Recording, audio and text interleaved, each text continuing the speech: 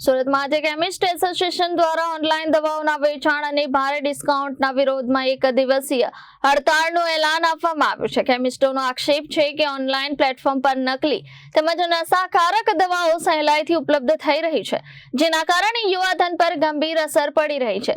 સુરત શહેરના 7,000થી વધુ medical stores આ બંધના સમર્થનમાં જોડાનાર છે.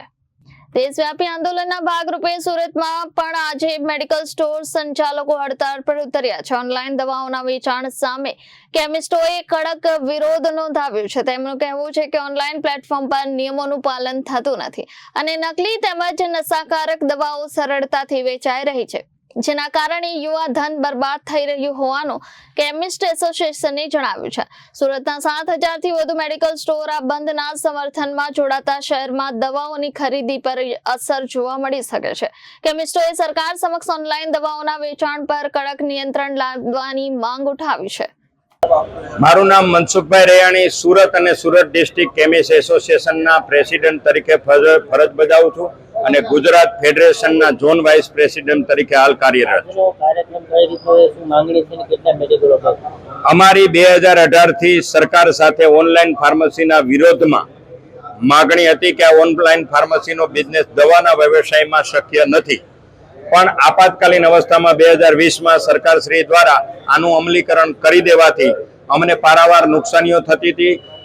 ઓનલાઈન ફાર્મસી દ્વારા જે ફાર્મસી એક્ટ 1945ના નિયમોનું પાલન થતું નહોતું. Schedule H, schedule H1, schedule X અને નાર્કોટિક્સ દવાનું વેચાણ કન્ટિન્યુ હતું, ડોક્ટરના માર્ગદર્શન અને પ્રિસ્ક્રિપ્શન વગર.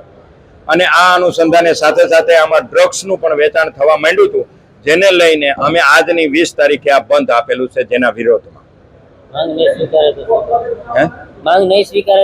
જો આજે અમારું આ બંધ છે, સુરતના 7200 મેડિકલો દ્વારા સદર બંધ પાડવામાં, સ્વેચ્છાએ બંધ પાડવામાં આવ્યું છે.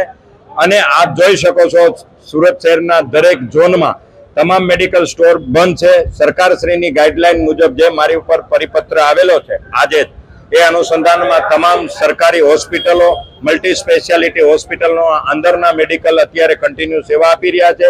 આ સિવાય કલેક્ટરશ્રી અને અમારા આસિસ્ટન્ટ કમિશનરશ્રીના માર્ગદર્શન મુજબ દરેક ઝોનમાં 1 થી 2 મોટા મેડિકલ સ્ટોર કે જ્યાં બધી દવાઓ લોકોને મળી રહે અને એમની સગવડતા સચવાઈ રહે, એ હેતુથી અત્યારે પણ દરેક ઝોનમાં 1 થી 2 મેડિકલ સ્ટોર ખુલ્લા રાખીને સેવા આપી રહ્યા છે.